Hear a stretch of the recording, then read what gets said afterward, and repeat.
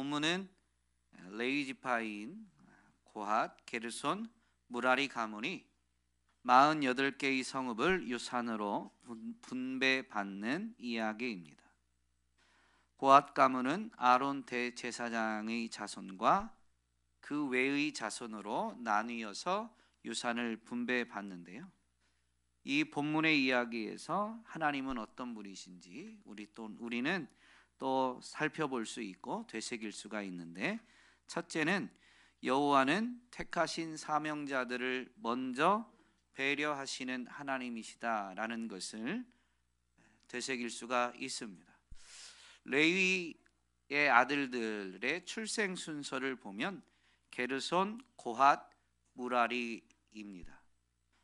그러니까 출생 순서로 따지면 게르손 가문이 장자 가문인데, 지금 가나안 땅에서 유산을 분배할 때 제비는 고핫 가문이 제일 먼저 제비를 뽑게 됩니다. 고핫 가문에서도 아론 대제사장의 자손이 먼저 제비를 뽑았다라는 것을 본문에서 분명히 밝히고 있죠. 그러므로 레위 아들들의 출생 순서보다 맡은 직분에 따라서 대제사장의 집안이 있는 이 아론 집안 때문에 고핫 가문이 먼저 제비를 뽑게 되었음을 알 수가 있습니다. 레위 지파 자체가 하나님을 섬기는 지파로 구별되었지만 그 직분들 중에서도 제사장의 직분은 고핫 가문의 아론 집안이 담당하게 되면서 이 아론 집안을 먼저 배려하고 그 아론 집안이 있는 고핫 가문이 바로 이어서 배려를 받게 된 것이죠. 하나님은 사명자들을 언제나 먼저 배려하십니다. 사명은 물론 맡은 자들에게는 책임감이 따르니까 부담이 아닐 수가 없습니다마는, 그러나 그 부담보다 받는 은혜, 하나님이 배려해 주시는 은혜가 더욱 크다라는 것을 세어보면 분명히 알 수가 있습니다. 본문에서 알 수 있는 하나님은 또 어떤 분이시냐? 둘째로 여호와는 미리 명령을 주시고 순종하는 언약 백성들을 통해서 명령을 성취하시는 하나님이심을 알 수가 있습니다. 이스라엘 모든 지파의 유산 분배뿐만 아니라 오늘 본문에 있는 레위 지파의 유산 분배도 보면 먼저 이 레위 집안의 레위 지파의 족장들이 와서 요청을 하게 되는데, 요청하는 근거가 뭐냐면 모세의 명령을 근거로 유산을 분배해 주십시오라고 엘르아살 대제사장과 여호수아에게 와서 요청하게 되죠. 그리고 그 요청을 받은 엘르아살과 여호수아는 레위 지파에게 유산을 분배하는데, 8절에 보면 그들이 요청한 근거대로, 또 사실은 요청했기 때문에 일은 실행이 됐지만 요청한 근거도 엘르아살 대제사장과 여호수아가 이 요청을 받아들여서 유산 분배를 시행하게 된 것도 바로 여호와께서 모세에게 명하신 대로 행한 것임을 분명히 8절은 밝혀주고 있죠. 그러므로 하나님께서는 미리 명령을 주신 겁니다. 모세의 시대에 모세에게 명령을 주셨던 것이고, 또 그 명령을 기억하고 명령을 근거로 요청하는, 또 가나안 정복 전쟁이나 모든 것이 하나님이 모세에게 명령하신 대로 이스라엘 백성들이 순종한 것이죠. 그래서 처음부터 끝까지 이 이스라엘의 순종, 레위 지파까지 포함해서 그들이 하나님의 명령에 순종함으로 하나님의 명령이 온전히 성취되는 것을 이 유산 분배의 현장에서 확인할 수가 있습니다. 그러므로 오늘 우리는 하나님이 미리 주신 명령, 기록된 이 말씀을 결코 가벼이 여겨서도 안 되고, 이 말씀을 붙들고 하나님의 명령에 순종하게 될 때 하나님은 미리 명령하신 것을 순종하는 자들을 통해서 성취해 가신다라는 것을 우리는 분명히 확인할 수 있고, 그리고 그것이 확인되어진 다음에, 체험되어진 다음에 우리는 간증할 수 있는, 아니 간증해야 하는 사명자들인 줄로 믿습니다. 세 번째로 본문에서 우리가 하나님이 어떤 분이신지를 생각해 볼 수 있는 부분은, 여호와는 사람의 생각보다 크신 계획을 가지고 실수 없이 일하시는 하나님이시다라는 것을 알 수가 있습니다. 유산분배는 사실 제비뽑기로 이루어졌는데요, 이 제비뽑기라는 것은 사실 잠언에서 가르쳐 주는 것처럼 제비는 사람이 뽑지만 그것을 결정하시는 분은 하나님이시다라는 걸 가르쳐 주죠. 이 본문에서 제비뽑기를 어떻게 했는지, 제비뽑기 그 방식, 제비뽑기 이 제비 중에 뭐 긴 거를 뽑았는지 이런 게 중요한 게 아니라요, 이 제비뽑기 방식이라는 게 결정권은 하나님께 있다라는 믿음의 고백이고, 그래서 사실 유산 분배는 하나님이 행하시는 대로 순종함으로 유산 분배가 이루어졌다라는 데 진짜 핵심이 있는 겁니다. 그렇게 하나님이 모든 유산 분배를 결정하셨는데요, 이 레위 지파, 특별히 먼저 제비를 뽑게 되는 아론 자손, 즉 대제사장 집안이 분배받은 이 성읍들의 리스트가 쭉 나오는데, 이 성읍들의 위치를 보면 가나안 정복 전쟁 한 다음에 가나안 정착 초기 때에는 실로에 회막이 위치하게 됩니다. 이 실로와 가까운 지역이고, 또 성막, 회막 시대 이후에 나중에 솔로몬이 성전을 짓고 나면 성전 시대가 되죠. 그 성전은 예루살렘에 지어지게 됩니다. 하나님의 임재를 나타내는 성막, 회막과 그리고 성전이 실로와 예루살렘에 자리하게 되는데, 대제사장 집안 아론 자손이 분배받은 성읍들이 바로 이 실로 그리고 예루살렘과 지리적으로 가깝다라는 것을 여러분 지도를 보면, 네이버에만 검색해도 지도가 나오거든요. 지도를 보면 확인할 수가 있습니다.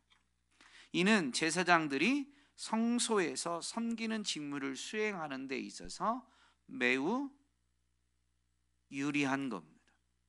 저도 우리 교회 와서 처음에 이 세트 5단지에 살았거든요.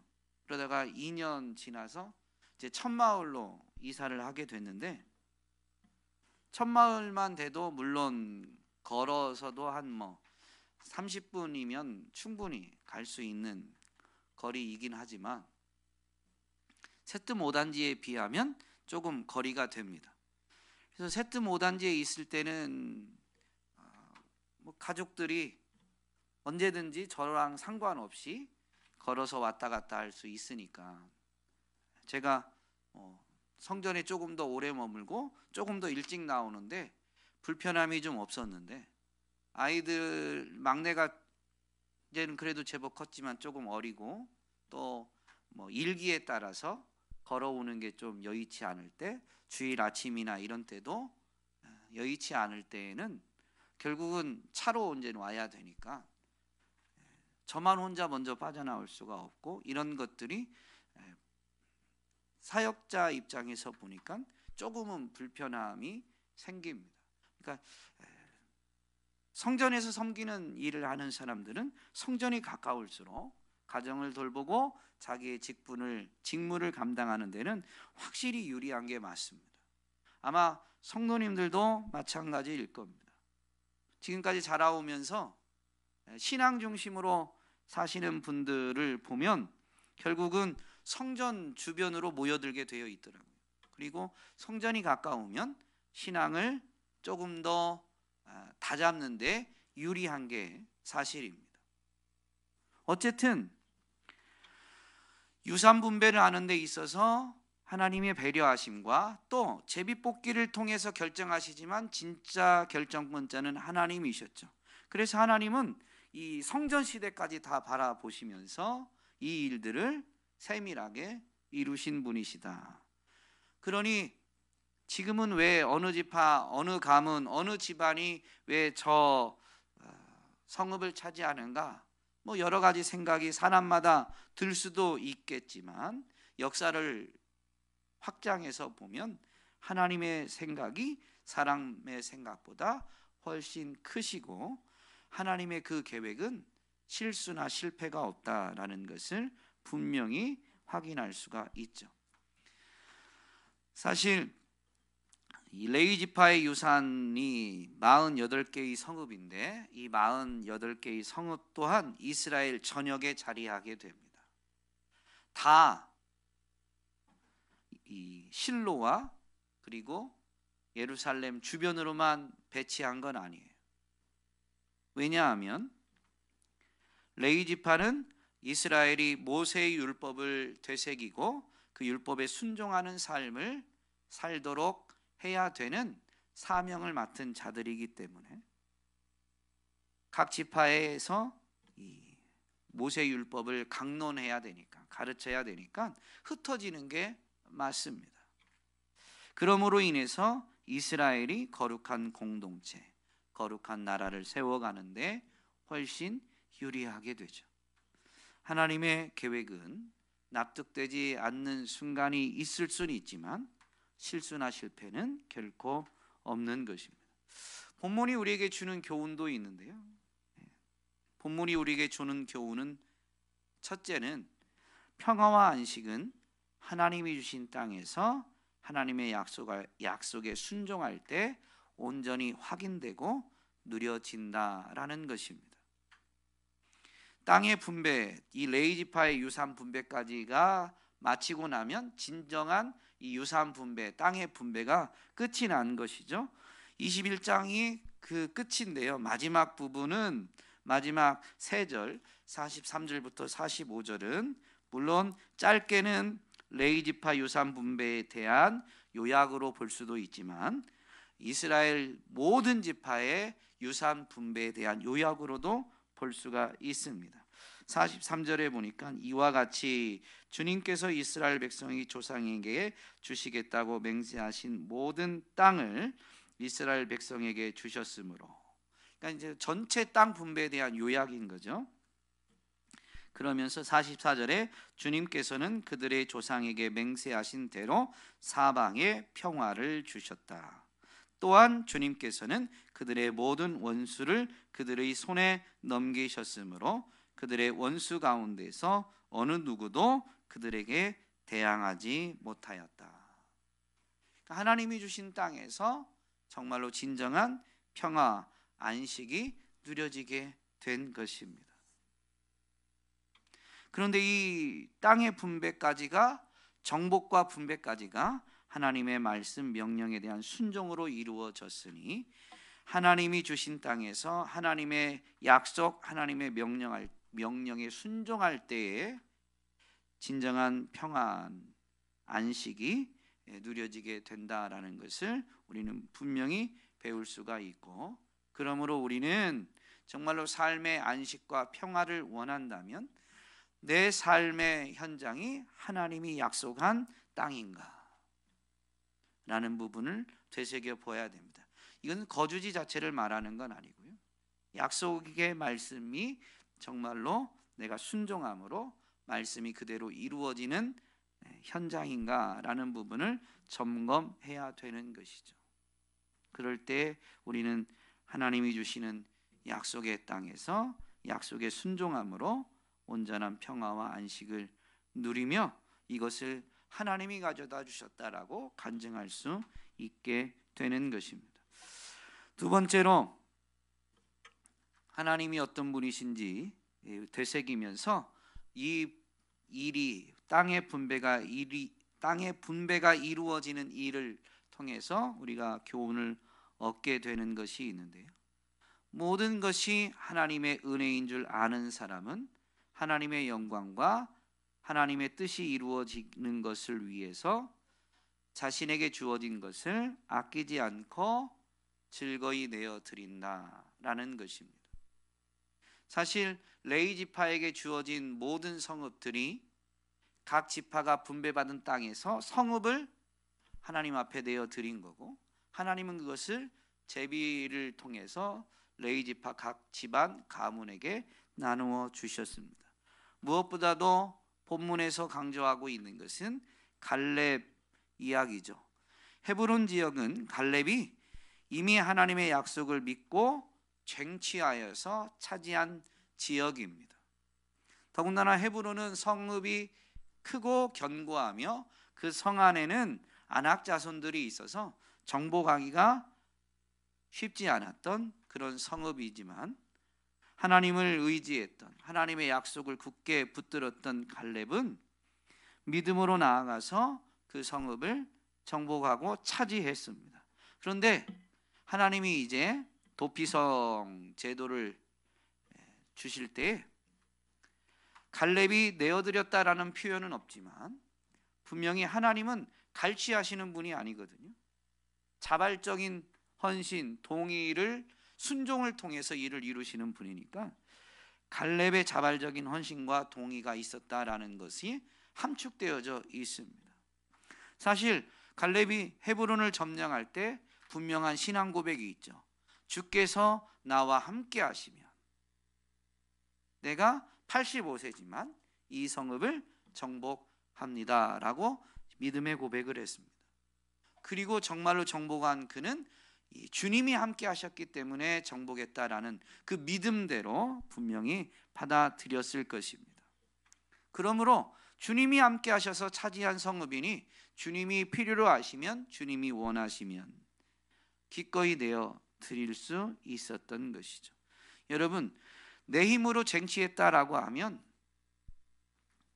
즐거이 내어 드린다는 게 쉽지가 않습니다만은, 온전한 믿음의 자세, 믿음의 관점을 가져서 하나님이 함께 해주심으로, 아니 하나님이 이것을 내게 허락해 주신 것이다 라는 분명한 믿음이 있으면 하나님이 원하시거나 필요로 하실 때 아까워하지 않고 내어드릴 수 있어요. 여러분, 어느 인생이 100세에 얻은 외아들을 기꺼이 내어드릴 수 있을까요? 사람의 힘으로는 불가능한 겁니다. 전적인 믿음의 역사죠. 어떤 믿음이에요? 하나님이 주셨고 하나님이 이 아들에게 약속을 이루실 것을 분명히 말씀해 주셨으니 나는 제물로 바쳐도 하나님이 이 아들을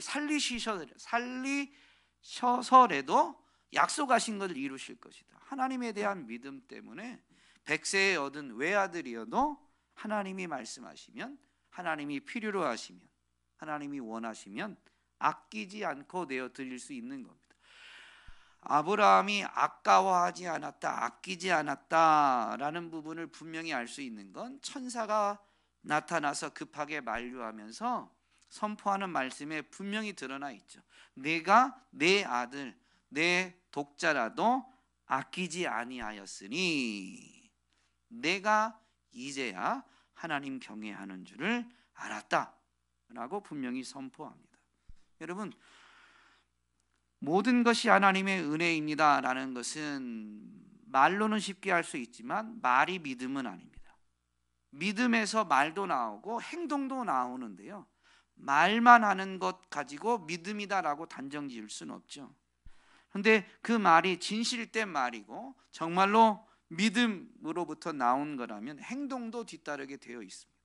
아까워하지 않고 아끼지 않고 내어드리게 되어 있는 것이죠.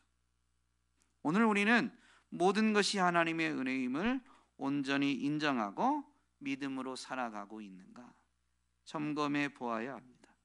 하나님께 어떤 것도 아까워하지 않고 즐거이 내어드릴 수 있는가? 우리가 이 질문 앞에서 실제 내어드려야 되는 순간에 맞닥뜨렸을 때 손이 벌벌 떨리는 거는 차후 문제고요. 이 질문 앞에서도 우리가 머뭇하게 된다면 우리는 정말로 우리의 믿음을 점검해 봐야 되는 것이죠. 하나님의 영광과 뜻을 위해서 즐거이 내어드리며 순종함으로 오늘 본문에서 되새긴 하나님의 크신 계획은 결코 실수나 실패가 없음을 확인하고 간증하시는 저와 여러분이 될 수 있기를 주님의 이름으로 축복합니다.